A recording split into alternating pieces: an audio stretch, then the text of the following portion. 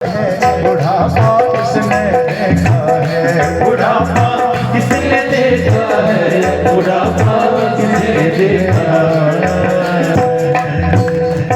बोलो भागवत भगवान की जय। बुढ़ापा किसने देखा है, इसलिए भजन कल पे मत छोड़िए। धुंधुकारी को इस बात का एहसास हुआ तो धुंधुकारी बहुत पछता है, लेकिन मर चुका है ना, प्रेत बन गया है। तो गोकर्ण जी कहने लगे तो चिंता मत कर। सुबह सूर्य देवता का ध्यान किया और सूर्य देवता से प्रार्थना करी, तुभ्यम नमो जग साक्षम रूहि में मुक्ति हेतु कम, कि हे सूर्य देवता मुझे बताओ कि मैं अपने भाई का उद्धार कैसे करूं।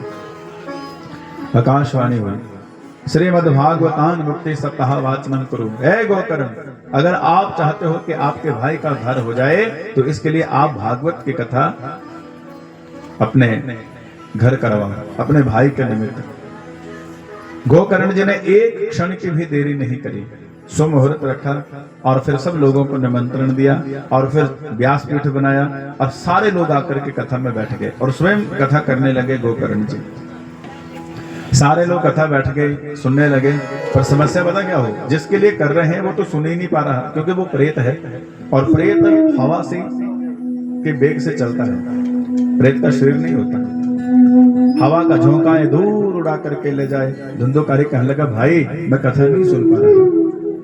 गोकर्ण ने एक साथ गांठों वाला बांध लिया, काला कपड़ा बांध करके व्यासपीठ की बाईं तरफ उसको बांध दिया और उसी के अंदर धुंधुकारी को स्थान दिया और धुंधुकारी उसी बांस के अंदर बैठ करके कथा सुनने लगा।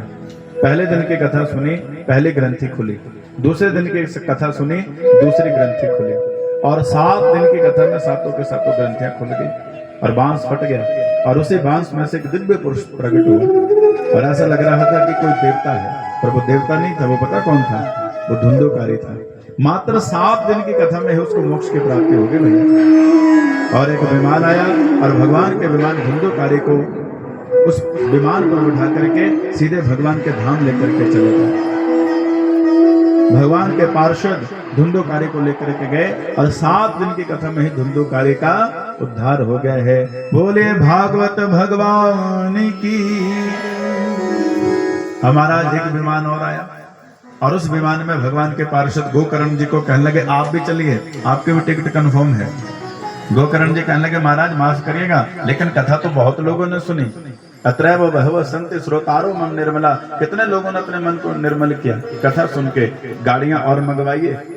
कहने लगे, माफ करना, कथा सुनने वाले तुम 2 ही थे।